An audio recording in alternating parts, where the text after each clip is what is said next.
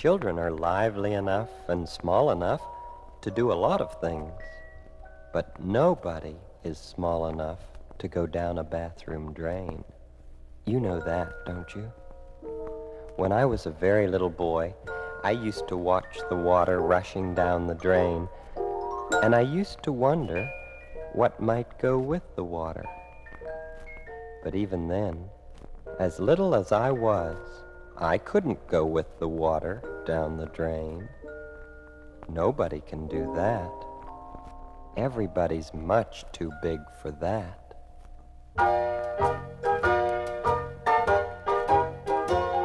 You can never go down, can never go down, can never go down the drain.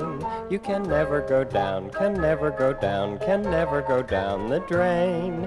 You're bigger than the water, you're bigger than the soap. You're much bigger than all the bubbles, and bigger than your telescope. So you see, you can never go down, can never go down, can never go down. That, of course, is the voice of Fred Rogers, and we have all been to see a movie about him. It's called Won't You Be My Neighbor? And by we, I mean Tracy Wu Fastenberg, Director of Development at Covenant Preparatory School, James Hanley, the co-founder of the wonderful Cine Studio at Trinity College, Irene Papoulis, who teaches writing at Trinity College. This is The Nose. It's our weekly cultural roundtable. We get people together to talk about whatever happens to be bubbling up in the culture at that moment. But our plan from the very beginning of this week was to go see Won't You Be My Neighbor? It is a documentary. It is directed by Morgan Neville, who you may remember, or you won't remember. You may remember his movie 20 Feet from Stardom about backup singers, for which I believe he won an Oscar. He also did The Best of Enemies, which is a documentary about Gore Vidal and William F. Buckley. This is a biographical documentary about Fred Rogers and a reflection very much of the times in which he functions. We are going to play just a quick little clip from here. You're going to hear one of his staffers, Margie Whitmer, talking about one of the sort of fundamental parts of the Mr. Rogers ethos. We had a director that once said to me, you take all of the elements that make good television and do the exact opposite. You have Mr. Rogers' Neighborhood. Low production values, simple set, unlikely star. Yet, it worked. Because he was saying something really important. Love is at the root of everything. All learning, all parenting, all relationships, love or the lack of it. And what we see and hear on the screen is part of who we become. In a way, the clip's a little bit misleading because this movie shows so many different sides, including that thoughtful, sensitive man that you hear here, but of so many more sides, I think, of him and the world that he was creating. And we meet earthy stagehands who take photographs of their butts with cameras that happen to be lying around, including a camera belonging to Mr. Rogers. And we find out what Mr. Rogers did either with or about that, but I'm not going to tell you. You should find out on your own. I think maybe just the first thing to do is kind of just take everybody's temperature on this and find out how much sniffling or snuffling any of the panelists did during the movie. I was verklempt basically for about 90 minutes. But how about you, Tracy? I was a hot mess. It's a good thing I was the only person in the entire theater, too. Well, no, because I can tell you that there's sort of group snuffling. It's like chain barking in dogs. You know, you start snuffling and you realize there's kind of snuffles coming back at you from other rows. So, I mean, I grew up in the Mr. Rogers generation. I mean, it was well into reruns by the time that I was a kid. I did not love it growing up, but there is that nostalgia for it, and there is sort of as an adult learning what the process behind it was, what the man was trying to do. That just sort of hits you, and especially I have a 4.5-year-old and another one on the way, so I'm sitting there thinking about my own kids and how can I be better? How can I incorporate some of this intention into what I do? And then thinking about an entire generation of us that grew up with him. So yeah, it was messy. How about you, Irene? What was your big takeaway? It's interesting. I wasn't the only one. I was there on the 4th of July, and there were quite a few people in there. But I think I was the youngest one, even though I'm old. And so I was thinking about that. Why does it have appeal to an older generation? And I was a little bit. I was a couple of times. I was definitely choked up. And it was for, just thinking about that time and how different it is, was part of it for me. Right. We raced through how Mr. Rogers handled things like the Bobby Kennedy assassination, the Challenger explosion, and then ultimately he's almost called back out of retirement because of 9/11. So, James, how about you? Just give me your sort of overarching reaction. My first thought was it was kind of an evocation of a past. I didn't have that same emotional connection in that I didn't grow up with Mr. Rogers, but I actually worked for public television at the time that they in the public television station here in Hartford when it was on the campus of Trinity College, and so I did get to watch it a lot, and I had a sense of it being an evocation of that time, and also that sense of sort of like I put it in some writing about it, thinking that it was like reassurance. It was kind of like a calmness about him, but I also found that the film itself was a kind of like almost like a coded sort of atmosphere of the film that wasn't just about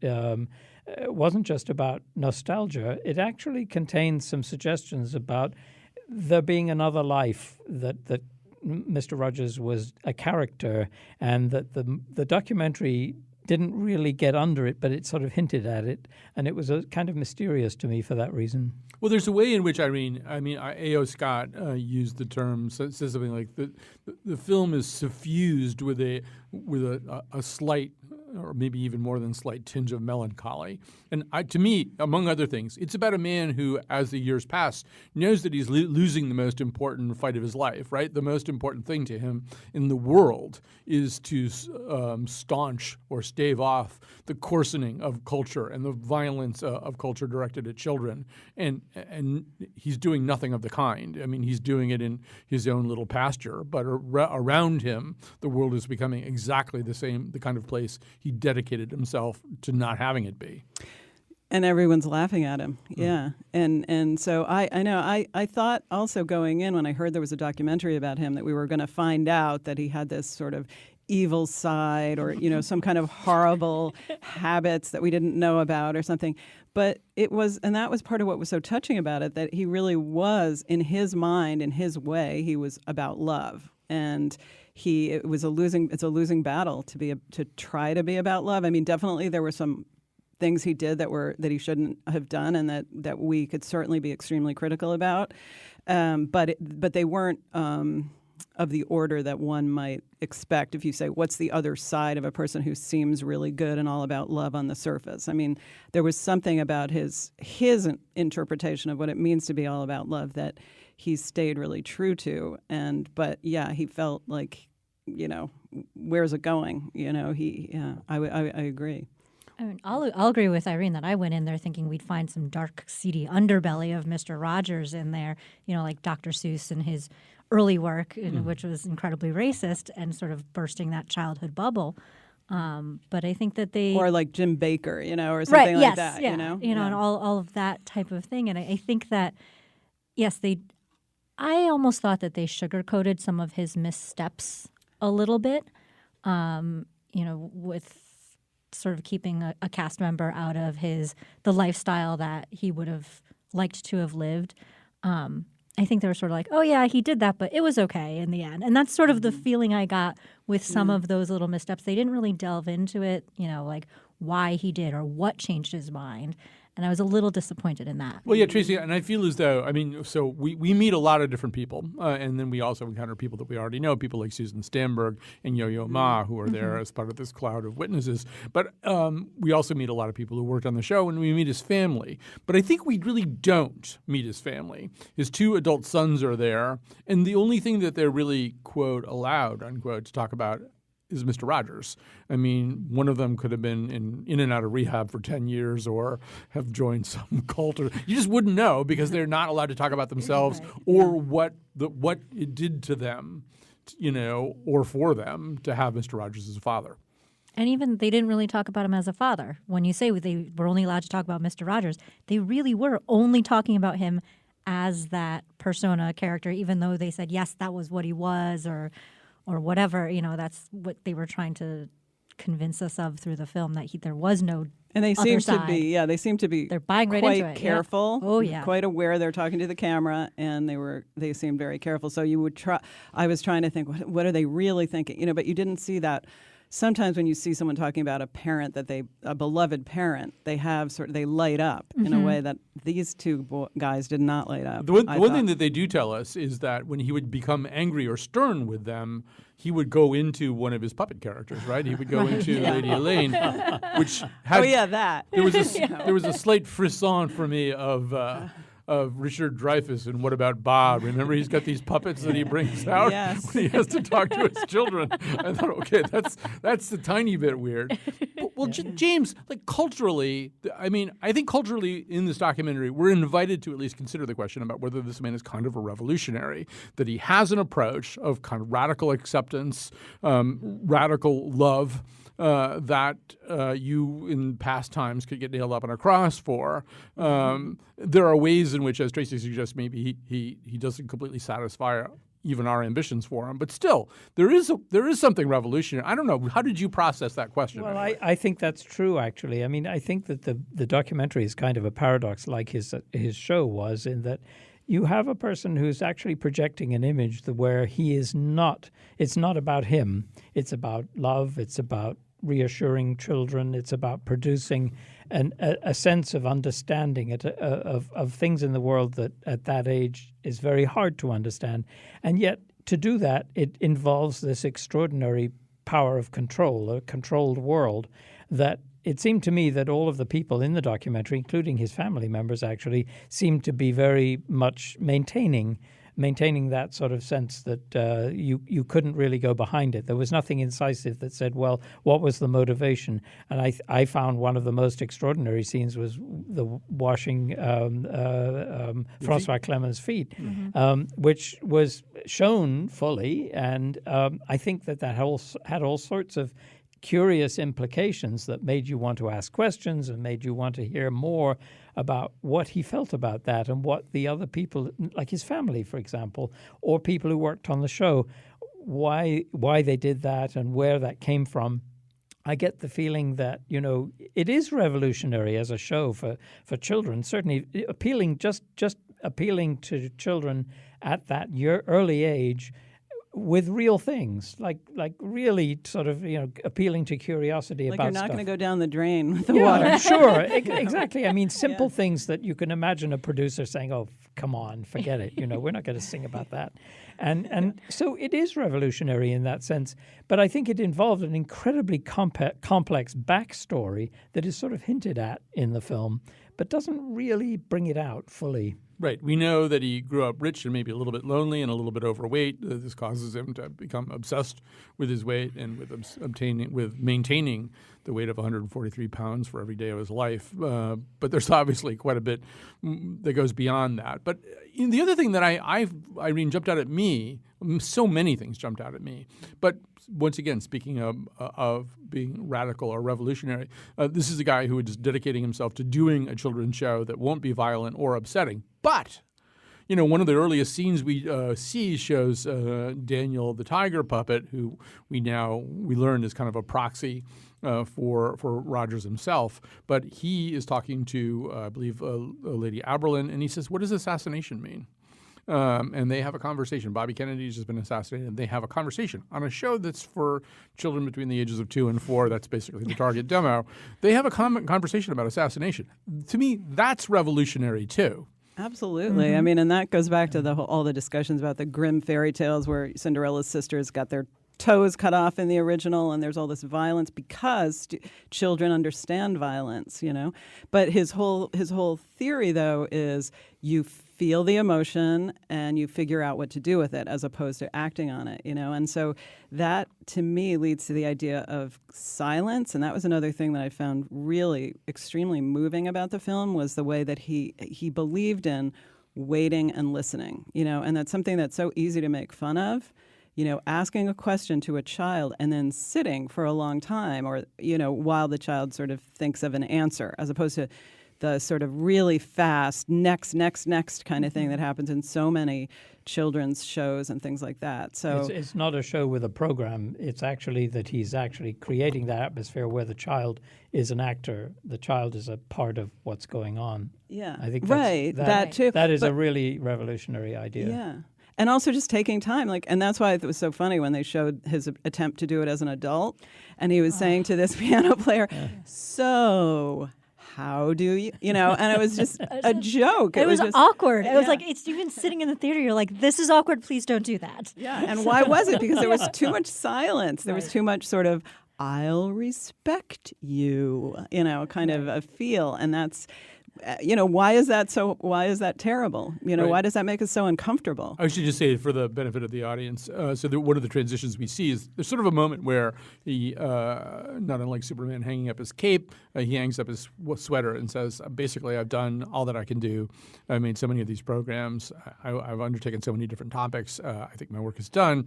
And he tries other things, including this program that is directed at adults in the same way. And, not always unsuccessful, it looks like. I mean, there's a conversation he has with men in prison that I actually thought really kind of went some interesting places. But there's a way in which he gets called back to the thing that he's really especially good at, the thing that he was literally, as a Presbyterian minister, called to do, which is to do these things for children. One of the other things, Tracy, that I found interesting and responded to is his self-doubt.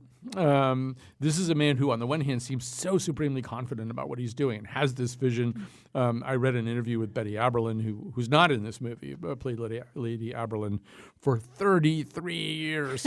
And she said, look, if he could have done every single thing himself, he would have. If he could have played every part and run the cameras, he would have. On the other hand, there's this sense where you see this. We're told this over and over again, that he really did have this kind of sense that maybe none of this was really any good at all. But I think those two things go hand in hand, though. That sort of like type A must be in control so I can get it right, but also in that carrying the weight of the world on his shoulders. And, I think probably everything that was surrounding him was telling him, I'm not making the impact I want to have, because his goal was just so gigantic. But it also makes him very real, because I think when you look at a person like that, this sort of revered character for generations, you wonder, what are they really like? I assume that he would have been like, I've made this fantastic mark on, millions of people. But to know that he was not sure is actually very reassuring as an adult, too. I was happy about this because, in a much smaller way, I've made several shows that are there in broadcasting, and it's there for me all the time. Just a couple, here and there. Well, this show and then the show I did before this one, but you make a thing and then you do a lot of episodes. And I do think that if you're any good at it, you have once a day or once a week or something, you think, am I just pissing my life away just doing this thing that's just really not any good? Who thinks their show's really good? I bet you Joe Scarborough thinks his show's really good, And I know from talking Yes. and I know from talking to Bill O'Reilly that he thought his show was really good. So I don't trust anybody who thinks their show is really good. And I was sort of gratified.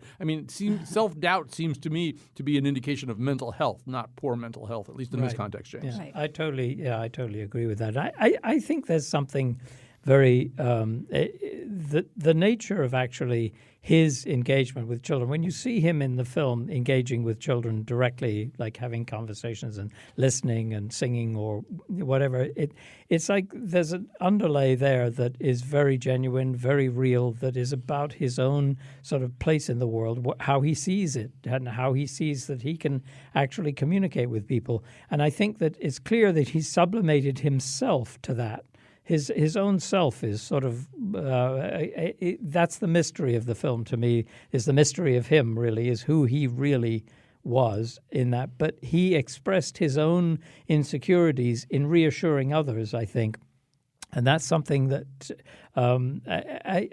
it very rarely happens. You very rarely see that in the context, especially of young children who are just about to be sort of, consumers, to be exploited, and that they're actually in a place where they're not directly being exploited. They're actually doing things that are actually real concerns to them, but they don't even know that they're concerns to them. I mean, I think it's interesting that part of the appeal of people like that, definitely of Colin and Mr. Rogers and other people who are public figures that people feel they know, is connected to that sense of vulnerability. That sense that you can sort of see through it. That's why you can't, like, Joe Scarborough is such a narcissist that he's not beloved. It's like he's a genuine narcissist. So I agree. Yeah, I agree. I guess I'm agreeing with both of you. It's like a combination of vulnerability and a certain kind of super confidence, because it's like, and Colin, you have to admit that you have that too. Just of, I'm going to do it my way, and I have a vision, and I'm going to go for my vision, right? So there's that, but it's also, if it's combined with the vulnerability, that's when it really has power. And the vulnerability is also something that is the foundation of trust as well, that somebody can trust that they can listen and they can participate. And although they may not know you, that they feel a sense of, well, I want to listen to that person. And for a child, it's that sense of trust that comes from the fact, well, if this person shows a certain amount of vulnerability and I can feel that vulnerability, well, I am too. And there is that connection. And I think that is huge. That is so different from a narcissistic host or a narcissistic children's producer. For example, I mean, you could look at the clown programs on WGN in the 50s and 60s, for example, which were funny to a point, but they were not. They Bozo the Clown, was that one of them? Bozo the Clown. I remember that. I will say different that kind of connection. Yeah, I will say that Ivor Hugh, who played Flippy the Clown in this market, was a personal friend of mine and was not. I mean, he was like everything that we would hope he would be as a children's. He was also Leroy the Duck. So I mean, not all of them are like that. And No, I mean, I to your agree, point, yeah. on Monday, I very seriously and soberly informed Betsy Kaplan that everything was going to be okay because I have the Force. This is not taken seriously as a reassurance, but I meant it. So as we sort of begin to move on to some other stuff, I still want to talk a little bit more. So Tracy, there's a way in which this show does, as I was saying in the email, kind of explode the latent stereotype of Mr. Rogers as this, I think I called him an anodyne nebbish, surrounded by this kind of pastel world of denial. He's the opposite of that. Even in that clip that we played at the beginning where you hear, he says it's about love or lack of love. And you can see in his eyes at times this sense that it's not that he's denying that there's a world in which people burn babies with cigarettes. He's completely aware of it. He's more aware of it, I think, on a daily basis than most people. It's the necessity that he's addressing, right? This is not a guy who's uncomfortable with the abyss. He knows exactly where the abyss is and why he needs to do this. Right. I don't think he would have ever embarked on what he was doing if he didn't recognize the need for it. And not even the need of, like, kids are cute, let's entertain them, but the kids are living in a pretty precarious world, especially at the time that he was doing this, and it went, national and all of that. But recognizing that he wanted to provide some sort of antidote for that.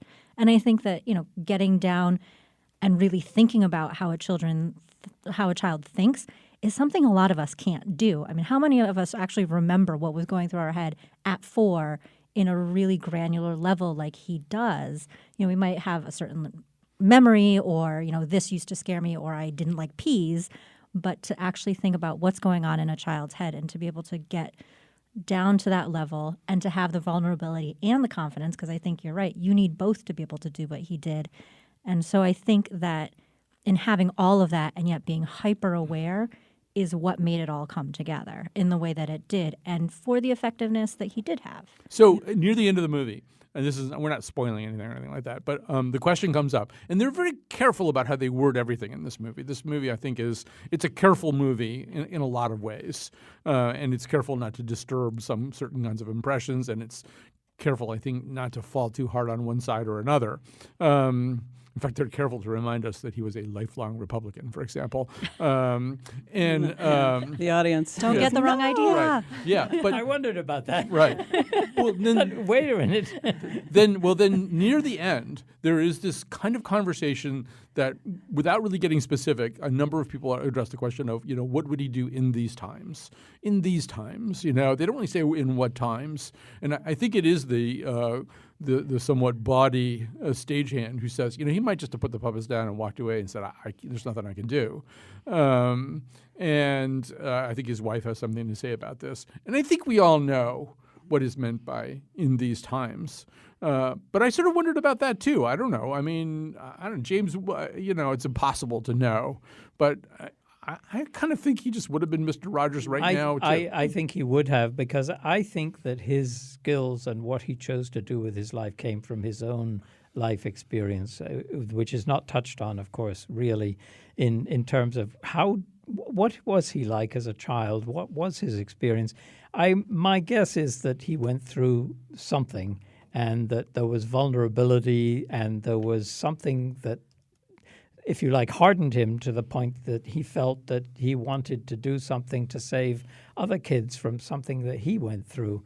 And maybe that's who knows what that might have been, but I think absolutely that even now, had he been starting out his career now, I could quite believe that he'd be finding a way to do it. I think it'd be much harder probably to put the show on the air.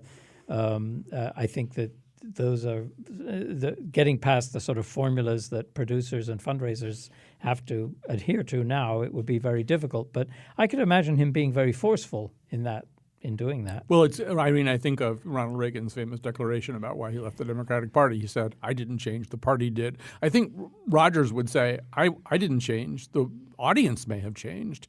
Even the way that people position their children in the audience may have changed, but I'm not going to change. And when we see in this documentary the Bobby Kennedy assassination, and we recall all the things that swirled around that, it wasn't just one assassination. When we see the day of the Challenger explosion, I will never forget that day. And when we see a little bit of 9/11, we realize there's a sort of narcissism about our present difficulties, like there's never been difficulties before, and he was up to the challenge of all or most of those. Yeah, and I think, Cullen, you said earlier that he was, what did you say? He was seeing the abyss or something like that. He was in touch with the abyss. And I think the people that called him an anodyne nebbish, or at least they probably didn't use those words, but who saw him like that are still with us, because those are the sort of people that will not allow for any kind of introspection, who are very suspect about introspection. And who are threatened by vulnerability. Who are threatened by vulnerability, and he stands for that. And I thought it was interesting in that interview that the woman, the actress whom they didn't interview, what was her name? Audrey? Betty Aberlin. Betty Aberlin, right. She compared him to Obama in a sense, because she said, there's this gentleness, this gentle quality that Obama had that was sort of, acceptable to people because it wasn't macho and threatening. But at the same time, I was thinking it made him easier to criticize, like he's just, because some people probably saw him as an anodyne nebbish to some extent, and there's I don't know, I think there's something about that kind of personality who sort of wants to be earnest, that it's so easy for us in our present day especially just to sort of condemn with cynicism and, that's ridiculous. And I mean, I myself, snicker at certain things like Mr. Rogers, but when I think about it and step back, it's like being serious is really important if you're really going to look at what's really going on and really try to change it. And we're afraid of that. Right. And we live in a world where you can root for the Red Sox or you can root for the Yankees. But if you say what you really want is for both the Red Sox and the Yankees to feel happy and valued, people think you're out of your mind. So we have to take a break here. We'll come back with even more. It's a beautiful day in this neighborhood, a beautiful day for a neighbor. Would you be mine? Could you be mine? It's a neighborly day in this beauty wood. Okay, we're back. Oh, one thing I wanted to quickly, this is sort of an early endorsement almost, when we didn't have a chance to mention this, but my son, I didn't grow up watching Mr. Rogers because I'm too old, but my son grew up watching them, and one thing that he was completely transfixed by, as are many children, are what you might call field pieces, where he would go to a crayon factory or a doll factory or something like that. These are not mentioned in the documentary at all, but they were really a big important part, and for my son, anyway, they were like the best thing about this guy. He used to refer to as Odgers. Anyway, some of the field pieces that Odgers has done, you can apparently find them on YouTube. I found that out today on Slate Culture Gabfest. So if you have, kids like your kid's age, for example. Well, cool, because my husband said that was the best part of Mr. Rogers. The rest of it, he could have left. Guys tend to think that. I think guys think, let's go see how the crayons are made in the factory. All right. So we're going to shift gears a little bit here and talk about something that it was part of my childhood, which is when I do remember when X-Men comics first came out. It was a bunch of misfits, once again, unloved mutants who were living in a big house presided over by a man in a wheelchair. But one of the things that was not particularly dealt with in any interesting way by Marvel Comics, even though they specialized in some people being kind of on the fringes of society, was sexual orientation. Now, though, once again, this has been for a few years anyway. The character Iceman, otherwise known as Bobby Drake, has been out. He came out in 2015 during Pride Month, and he's kind of had a little peculiar arc there too. They've tried to introduce him that way, maybe faltered a little bit, but he's now getting his own so-called series, solo series, starting in September. I know, James, you've been reading the coverage about this. What do you make of the Iceman story? Well, I think it's really I feel such a sense of sort of being in the middle of a whirlwind here, that there's all sorts of cultural sort of coming of ageness about like the character and actually dealing with real life and actually a character who has complexity and actually being gay, being same-sex relationships are not a mystery, that they're part of everyday life. They're part of everywhere in the world. It's part of human existence. Yet at the same time, we're surrounded by this political whirlwind of a different kind of the possibility of a Supreme Court justice being nominated who could actually take away my right to be married to my husband. I mean, I want to scream sometimes about those things, but then I look at these, there are people writing, there are people, Iceman is something that, okay, you can say, well, it's really trivial, but it's not. It's actually making a statement about something that you actually need to talk about. We talk about kids, the kids are aware of it. The kids get a chance to talk about it. The kids who are aware of their identity. I mean, I was never really closeted, but when I was a kid, I would love to have read the Iceman. I'd love to have had that experience and sort of had, wow, this is something that I buy into, that this is something I'm aware of.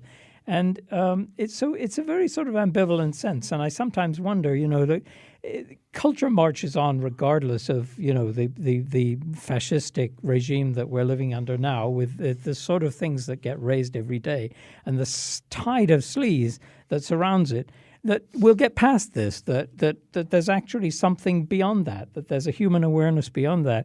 And so the whole thing of Iceman sort of, I actually went out of my way to sort of learn something about it, and something, I'm not a big sort of comic book fan, but I found it very emotionally affecting to read about all about it and what's happening now and linking it with what I feel every day when I wake up.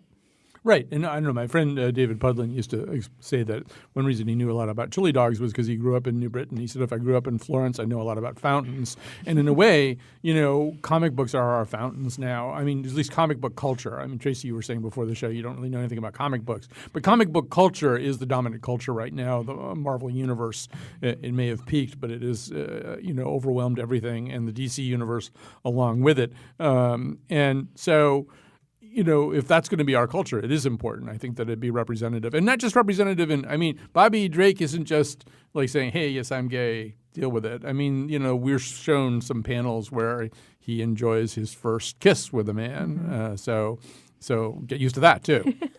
I actually found it really interesting in that article that they noted that when he did come out, his story was not being driven by a gay writer. It was being driven by, I think, like two straight men, which I was sort of like, why why would you do that? You know, why would you think that that would be okay? But it's sort of the same thing as certain movies that are geared towards women not being directed by a woman, or, you know, what if Black Panther had not had a black director? I mean, that would have been sort of pointless. So to me, it's sort of a good thing that this new writer is a gay man himself. So the whole story is just a little more authentic that way, too. Yeah, although I believe in the ability of writers to write different realities. I mean, ideally for authenticity and kind of being kind of close to the bone, you know, maybe for the the kind of the showrunner of the comic book, you really do want a gay writer. But I also do believe that good writers can write about all kinds of different realities. Sure, but for this type of thing, to at least have somebody in the mix that would be a sounding board for authenticity too. Yeah. In some ways, we're in a kind of transitional period too. I mean, I think that in an ideal sort of universe, and the job of a writer to develop character wouldn't be colored by that. It would be, no pun intended, it would be something that they could actually be writing about characters and actually know something that informed the writing. That would be wonderful, and also. That would be really wonderful. We're not there yet. Unfortunately, that has been not the case, and we're not there exactly. So it's really important that a black director directed this film, or that a gay writer writes the gay character, because there's a lot of learning to do. That is part of the fundamental nature of the development of a culture that is more broad and more inclusive and actually educates as well as entertains. Irene, you get the last word on Iceman, or whatever you word. Yeah, I totally agree that we're in a transition moment. And just this morning in the Times, there was a little piece about Scarlett Johansson playing a trans person in a movie, and it's the same discussion. Yeah, I think it's interesting. Like in some other world where there's more equality, that would be great. But in our world where trans people don't get enough parts, She also played an Asian person too. So right. Go figure. That's right. Exactly. Yeah. And you realize how much that is a tripwire over money as well. That there are investors that say, well, if you get Scarlett Johansson to play the part, I'll fund it. But if you get a trans actor to play it, no. She could play a different role. Well, we're in another transition moment where we have to transition to our final topic here. That is the surfacing of a packing list by Jackie Kennedy. It is the packing list that preceded the trip to Dallas, which ended her husband's life. It is surfaced in some archives. Nobody really knew that it was there. It is fraught with all kinds of obvious poignance. And there were questions about whether it could be exhibited and shared with the public. Although to me, let me just sort of begin. To me, one of the reasons I wanted to talk about this is 2 weeks ago we talked about Melania's famous jacket. And I actually think that in some ways Jackie Kennedy and Melania Trump resemble each other more than we might want to think initially. I mean, they are, first of all, both kind of model type glamorous. They're also very, very private people, people who are both married to men who did not treat women very well, both therefore probably a little bit melancholy, a little bit lonely. And both, I think, one of the things that surfaced that I read this in, James, as opposed to having it be there. But looking at this packing list and this whole thing, I thought, there's probably not too much order she could have imposed on her life back in those days. Her husband was sexually out of control. She was in a world where she had to really follow rather than lead. But there are certain things that she could try to control, and you can sort of see her trying to do this right on this packing list. Yeah, absolutely. I felt the same way. I mean, I just seeing her handwriting, writing these mundane things, and I suddenly began to think of her as a person, actually, as a real person who was writing a list of things they had to do, and something that they really, in the midst of all of this going on, they could actually have some sort of control over. And it had a kind of a disarming reality to it. It really made me think of her differently, because almost every other conversation you have about her, or any article you read about her, is linked with her image, not with herself. And then there are the tragic images after the assassination that create a whole other reality. But this was just so basic and so simple. And the handwriting itself, I mean, I'm not a graphologist, but the handwriting itself to me spoke. Yeah, in a way you want, we just thought she just always looked like that. She just kind of like turned into that when she woke up in the morning, to think she had to lay it out. What am I going to wear this day? What am I going to wear for dinner? But the control thing in a way connects her to Mr. Rogers in the sense of, the abyss and then trying to control it in the way that she could, which was how she looked. And Melania has that too. Right. And just, I mean, we were talking about this walking in, the detail of everything too. You know, I make lists all the time, but I don't detail to that extent. And so I think in that is that sort of piece of control and just the attention to every little piece of it too. And I guess I'll put a Papulian bow around this and say, yes, I think there is a connection in the sense that ultimately, you know, Mr. Rogers wanted, if not to control, to be able to affect the destiny of children and to buck the tide of chaos and of violence and darkness in their lives. And you see maybe Jackie Kennedy trying to control the very chaotic world of hers. We know we can see the false foreshadowing of what is to come, and neither one of them ultimately able to control chaos. Yeah, I think that's very fundamental, actually. The thought that she could be writing these lists about very mundane things about her clothing and about what she was doing on this trip with the background of what she knew about her husband and what was going on and everything. She wasn't writing that down. No, yeah. Exactly. All right, we have to take a break right now, so we'll have time to tell you about some other stuff. So we'll do that, and we'll come back.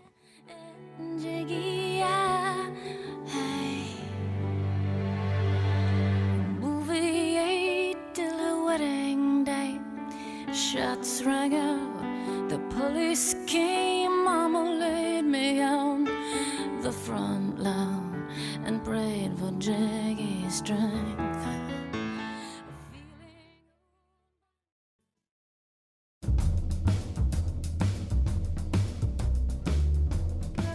This whole conversation has raised a new set of questions for me about our upcoming reboot of the Teletubbies, where they're armed with matching color semi-automatic weapons.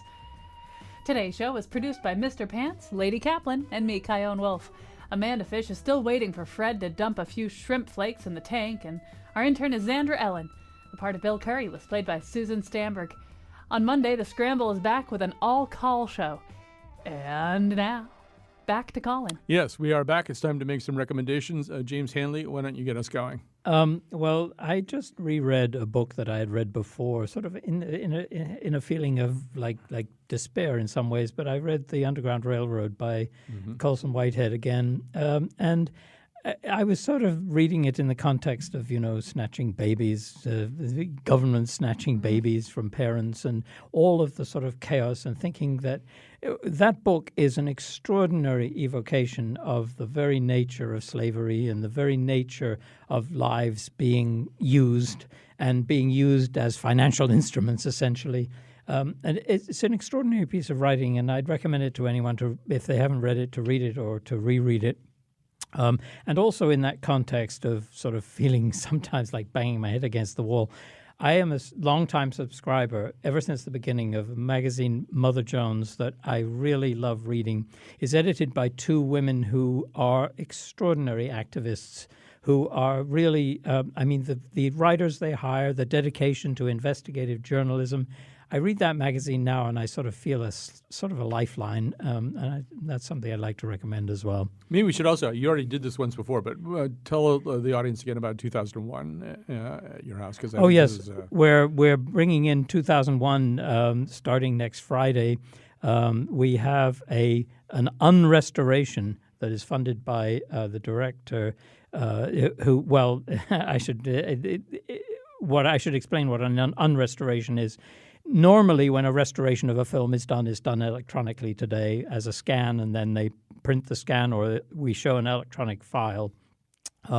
In the case of this particular unrestoration, they've gone back to the original negative and done a contact print from the original negative of 2001 in 70 millimeter.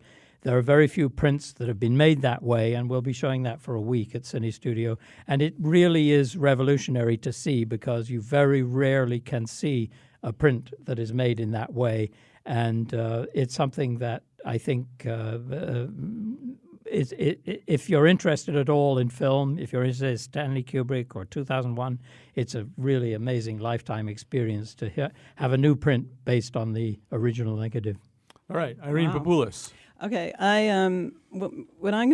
if I think about like what I've loved lately, I come up with this book I'm reading, and I have to say it's not for everyone. It's for people who might like a sprawling novel that was written in the early 20th century that is considered by some to be like one of the great modernist novels that no one's heard of. And if you like sort of pages of philosophy alternating with a wacky plot that involves politics, sex, humor, and in a sort of build up to it, written by an Austrian writer, and it's a sort of about the build up to the war and the attitudes that people have. It's called The Man Without Qualities by Robert Musil, and it's the kind of book that I've just been writing notes in the margins, reading passages over, but it's a sprawling, long, not a fun beach read, but just kind of but it's funny in a very, very, very dry way, and I just love it. Say the name and author again because I'll get emails. Okay, Robert Musil, Musil, and he's an Austrian writer who is absolutely contemporary with Virginia Woolf, who I did my graduate work on, and it's really interesting. I don't know if they had any connection, but there's some interesting sensibilities that are similar. So he died in early 1940s, and it's called The Man Without Qualities. All right, Tracy Wu Fastenberg. All right. So my first one is a local bakery. It's a Vietnamese bakery, KT Bakery. If you have not tried their anything, then you're really missing out. It's really tiny. You can't really eat there, but they have banh mi sandwiches and all of those sort of delicious things. And they're really, really tasty. So you need to at least try the KT special. Where do we find this? New Park Avenue. Oh, and so, KT Bakery. KT Bakery, the two letters, K and a T. And the people are really friendly there. And for me, even though I'm not Vietnamese, there's a lot of food that just sort of is comforting and homey. And it's a good pickup for lunch or dinner, too. So, Right.